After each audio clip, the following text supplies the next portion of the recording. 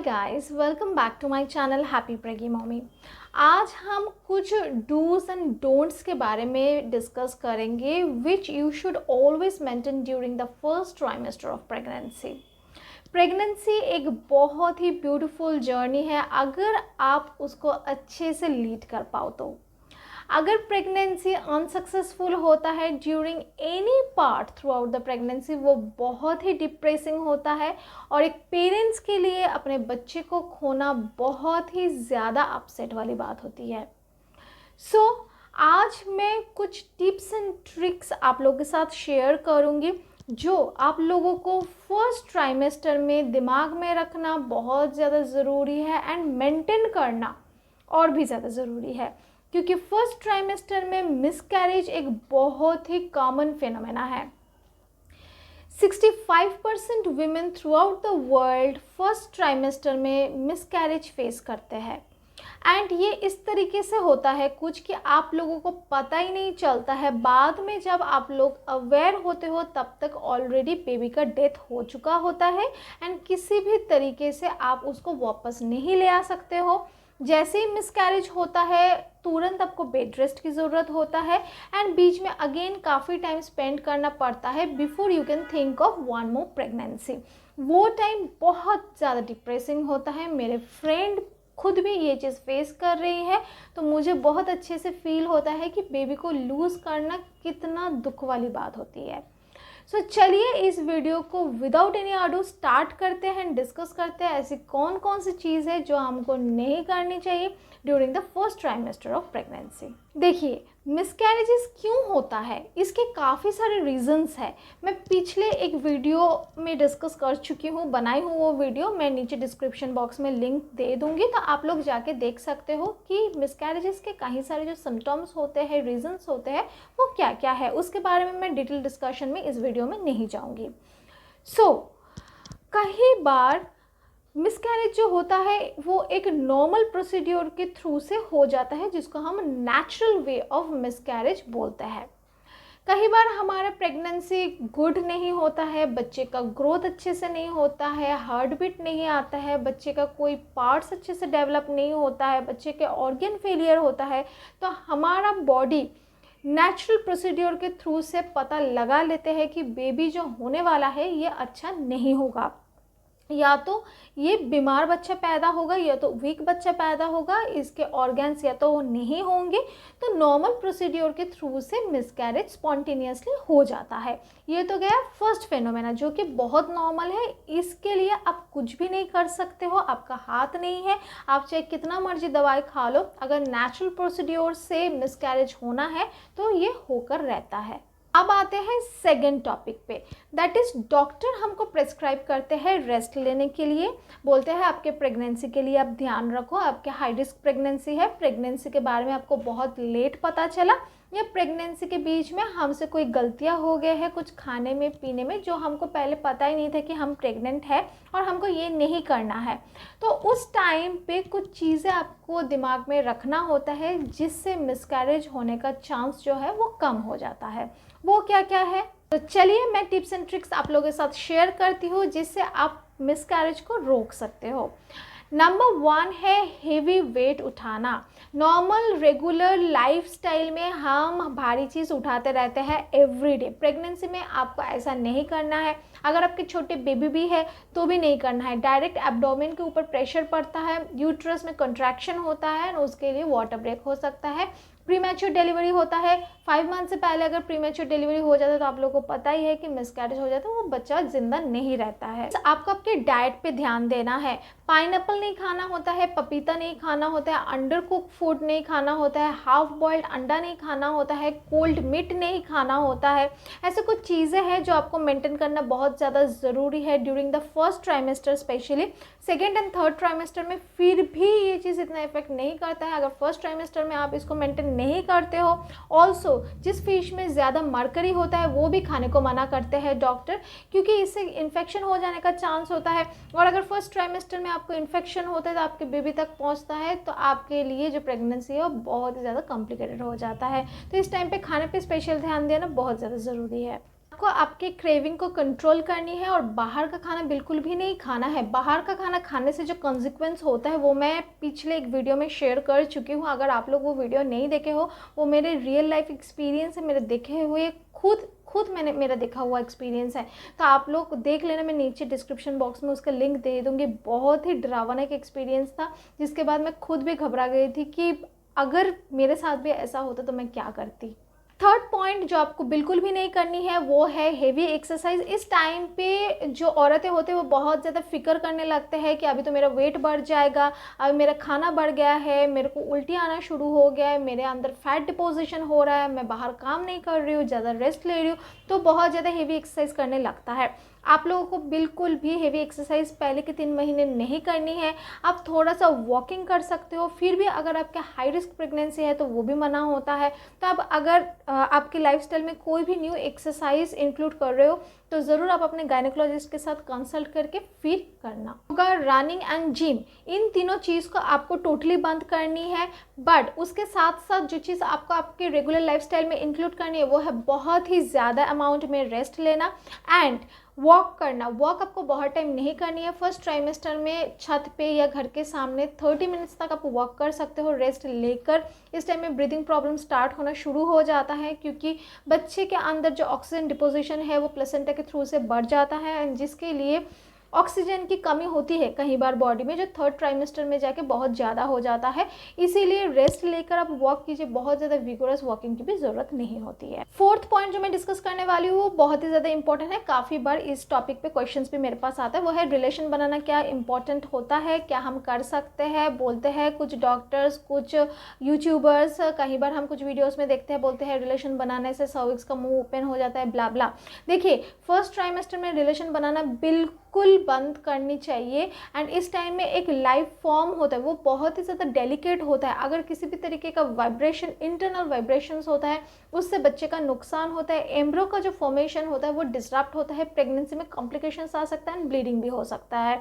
जैसे कि आप लोग को पता है, जब हम रिलेशन बनाते हैं तो सर्विक्स पे वो अफेक्ट करता है एंड प्रोस्टेट ग्लैंड में कुछ इस टाइप का हार्मोन होता है जो हमारा जो सर्विक्स है उसको सॉफ्ट कर देते हैं। इसीलिए हम लास्ट ट्राइमेस्टर में जाके बोलते हैं कि रिलेशन आप बनाओ तो नॉर्मल डिलीवरी के लिए बेटर है। बस फर्स्ट ट्राइमेस्टर में अगर आप इसको मेंटेन कर रहे हो तो जी हाँ, अगर आप सुने हो कहीं से भी कि रिलेशन बनाने से सर्विक्स ओपन हो जाने का चांस है, तो ये बिल्कुल ट्रू है, क्योंकि प्रोस्टेट ग्लैंड से एक इस टाइप का हार्मोन रिलीज होता है जिससे हमारा जो सर्विक्स है वो सॉफ्ट हो जाता है एंड मिसकैरेज का चांस बढ़ जाता है।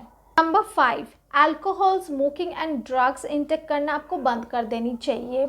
अगर आप खुद से नहीं कर रहे हो, आप अगर पैसिव स्मोकर हो तो भी आपको थोड़ा दूर रहना ज़रूरी है, क्योंकि इस टाइम पे स्मोकिंग के थ्रू से, अल्कोहल के थ्रू से एंड कैफीन इंटेक करने से एक इस टाइप का हार्मोन का प्रोड्यूस होता है बॉडी में, जो आपके बॉडी में मिसकैरेज करने में बहुत इफ़ेक्टिव होता है। एंड फर्स्ट ट्राइमेस्टर में इसका जो असर होता है वो बहुत ज़्यादा होता है, क्योंकि बच्चे का ग्रोथ अभी तक हुआ ही नहीं होता है। बच्चे बहुत डेलिकेट, बहुत नाजुक होता है, तो बड़ी आसानी से यूट्रस के जो लाइनिंग है वो शेड हो जाता है, प्लेसेंटा का फॉर्मेशन रुक जाता है, ऑक्सीजन सप्लाई बॉडी में कम हो जाती है, जिसके लिए प्रीमैच्योर डिलीवरी यानी कि स्टिल बर्थ होने का बहुत हाई चांस रहता है। 6 नंबर जो पॉइंट है ये बहुत इंपॉर्टेंट है, अगेन वो है ब्लड टेस्ट करना। कई बार मैंने देखी है जो प्रेग्नेंट औरतें होते हैं वो सोचते हैं कि प्रेगनेंसी तो एक नेचुरल फिनोमेना है। जी हाँ, ये नॉर्मल प्रोसीड्योर है, बट उसके साथ साथ बच्चे अच्छे से ग्रोथ ले रहा है कि नहीं, आपका बॉडी कितना अफेक्टिव है प्रेगनेंसी को लीड करने के लिए, ये आपको पता लगाना ज़रूरी है। क्योंकि ऑब्वियसली इससे पहले आप प्रेगनेंसी को लीड नहीं किए हो, जो नोविस मॉमीज होते हैं उनको पता नहीं होता है कि उनके बॉडी कैसा है, उनका रिप्रोडक्टिव ऑर्गन कैसा है। फर्स्ट टाइम आप एग्जामिनेशन के थ्रू से जाते हो, जहाँ पे आप अपने फिजिक के बारे में पता लगाते हो, तो इस टाइम पे जो ब्लड टेस्ट होते हैं वो कराना बहुत ज़्यादा ज़रूरी है। कई बार अगर आपके सर्विक्स वीक है, अगर आपके प्लेसेंटा लो लाइंग है, अगर आपके प्रेगनेंसी हाई रिस्क है, उसके साथ साथ अगर आपके बीपी हाई लो है, आपका थायराइड है, आपका गेस्टेशनल डायबिटीज़ है, ये भी आपको पता लग जाता है थ्रू ब्लड टेस्ट। जी हाँ, कई बार लोग ऐसे सोचते हैं मेरे को तो थायराइड है नहीं, मुझे तो शुगर है नहीं, तो ऐसे कैसे हो सकता है, पॉसिबल नहीं होता है। जी नहीं, प्रेगनेंसी में जो हार्मोनल चेंजेस होते हैं उसके लिए इस टाइप के प्रॉब्लम्स आते हैं। मेरे खुद को भी थायराइड का प्रॉब्लम कभी नहीं था, but during the time of pregnancy मुझे थायराइड आया था, मुझे गेस्टेशनल डायबिटीज़ भी आ गया था, जो प्रेगनेंसी ख़त्म होते बिल्कुल ख़त्म हो गया एंड नॉर्मल हो गया। तो ये आप लोगों को स्किप नहीं करानी चाहिए। जितने भी ब्लड टेस्ट हॉस्पिटल से देते हैं ये आपको ज़रूर मेंटेन करनी चाहिए for a safe pregnancy. Now coming two point number 7, self medication आपको बिल्कुल नहीं करनी है। आप लोग सुने होंगे हमारे घर पे दादी, मम्मी, इवन डॉक्टर्स भी यही बोलते हैं कि प्रेगनेंसी में उल्टा सीधा खाना अलाउड नहीं होता है। जी हाँ, मेडिसिन भी आपको नहीं लेनी होती है विदाउट गायनिक परमिशन, क्योंकि इस टाइम पे प्रेगनेंसी कई बार नॉर्मल होता है, कई बार एबनॉर्मल होता है। वो हमको 5th मंथ में पता चलता है जब हम एनोमली स्कैन कराते हैं। तो आपको इस टाइप की मेडिसिन बिल्कुल भी नहीं लेनी है जिससे बच्चे की बॉडी में, बच्चे के ऑर्गन्स में कोई इफेक्ट डाल सके। Number 8 is obesity.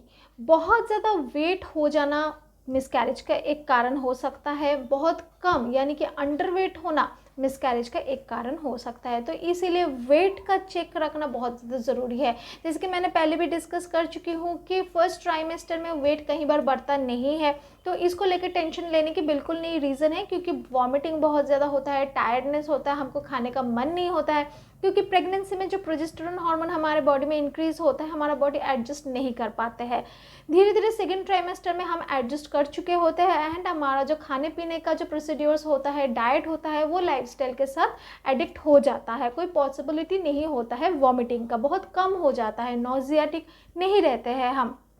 But weight maintain करना बहुत ज़्यादा इम्पॉर्टेंट है। प्रेगनेंसी में 12 किलो से 18 किलो वेट गेन बहुत ही नॉर्मल माना जाता है, बट गायनेक के साथ कंसल्टेशन बहुत ज़्यादा ज़रूरी है। अगर आपके वेट ऑलरेडी हायर के साइड में है तो बहुत ज़्यादा वेट गेन की ज़रूरत नहीं होती है। अगर आपके वेट अंडर वेट है तो वेट गेन की ज़रूरत होती है। इसीलिए वेट का चेक रहना, डॉक्टर के साथ डिस्कस करना आपके वेट के बारे में during the time of pregnancy बहुत ज़्यादा ज़रूरी है। नॉर्मली हम बोलते हैं 1 से 1.5 किलो वेट बढ़ना बहुत इंपॉर्टेंट होता है प्रेगनेंसी में, ताकि बच्चे का वेट अच्छे से बढ़े और आप लोग भी हेल्दी रहो और बच्चे भी हेल्दी पैदा हो। कमिंग टू पॉइंट नंबर 9, आपको आपके जो बॉडी के चाहत है उसको समझना बहुत ज़्यादा ज़रूरी है। देखिए, फर्स्ट ट्राइमेस्टर एक ऐसा टाइम होता है, कई बार इंसान को पता ही नहीं होता है वो प्रेग्नेंट है कि नहीं है, ठीक है ना।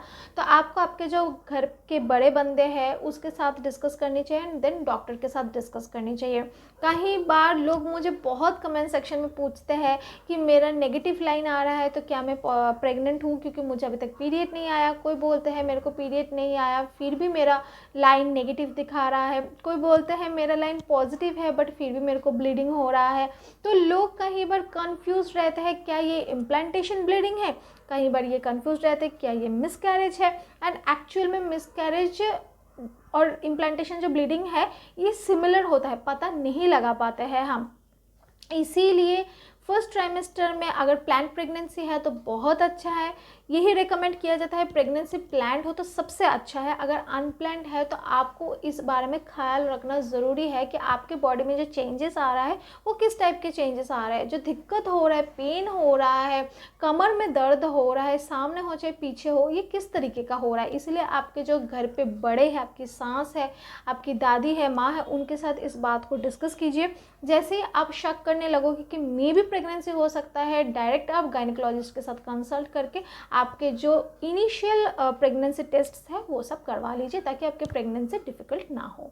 Now coming two point number 10, देखिए, एब्डोमेन में पेन होना, क्रैम्पिंग होना, ब्लीडिंग होना, जैसे कि मैंने बोला है इम्प्लांटेशन ब्लीडिंग, इम्प्लांटेशन के जो प्रोसीड्योर है एंड मिसकैरेज के जो प्रोसीड्योर है काफ़ी ज़्यादा सिमिलर होता है। फर्स्ट ट्राइमेस्टर में हमको पता नहीं लगता है।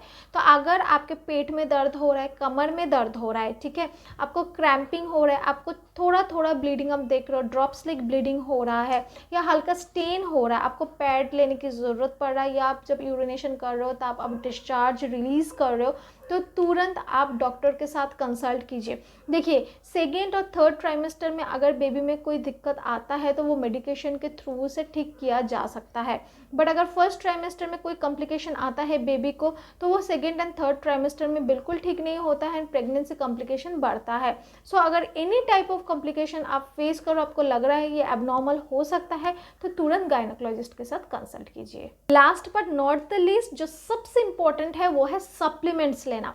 Folic acid, iron, calcium, multivitamin बहुत ही ज़्यादा ज़रूरी है आपके प्रेगनेंसी को टिकाने के लिए, आपके बच्चे के डेवलपमेंट के लिए, डीएनए को सपोर्ट करने के लिए, ऑर्गन्स के फॉर्मेशन के लिए। सो जो डॉक्टर्स आपको जो मेडिसिन प्रेफर करेंगे वो आपको लेना है, और न्यू कोई मेडिसिन ऐड करने से पहले आपको आपके जो जनरल फिजिशियन है, गायनिकोलॉजिस्ट है, उनके साथ कंसल्ट करना ज़रूरी है। उसके साथ साथ रेस्ट लीजिए फर्स्ट ट्राइमेस्टर में, जो बहुत ज़्यादा इम्पोर्टेंट है। आराम कीजिए, एक्सरसाइज कम कीजिए। अगर आपको वॉक करने का मन होता है तो 30 मिनट्स आप रेस्ट लेकर वॉक कर सकते हो, तो आपकी प्रेगनेंसी बहुत ही अच्छा जाएगा। और जो कॉम्प्लिकेशंस आते हैं यूजुअली प्रेगनेंसी में, जो लेट पता चलने के बाद हमको फील होता है कि कहीं हमसे कोई गलती ना हो गए हो, तो मिसकैरेज हो जाने का जो चांस है वो कम होता है। सो बी सेफ, अपने आप को हेल्दी रखिए और प्रेगनेंसी को पक्का होने दें। अगर इस टॉपिक के ऊपर कोई भी आपके पास कंफ्यूजन है, कोई क्वेश्चन है, आप लोग पूछना चाहते हो, तो ज़रूर कमेंट सेक्शन में पूछिएगा। हमारे वीडियो को शेयर कीजिएगा #प्रेगनेंसी अवेयरनेस लगा के, ताकि ये जो प्रेगनेंसी के बारे में इंफॉर्मेशन है जिनको पता नहीं लगता है वहाँ तक पहुँचे, प्रेगनेंसी अवेयरनेस स्प्रेड हो। वीडियो को लाइक करना एंड ज़रूर कमेंट सेक्शन में कमेंट करना अगर आपके पास कोई क्वेश्चन है। मिलता है नेक्स्ट वीडियो पे नेक्स्ट किसी इंटरेस्टिंग टॉपिक के साथ। टिल देन सारे अच्छे से रहिएगा। Happy pregnancy.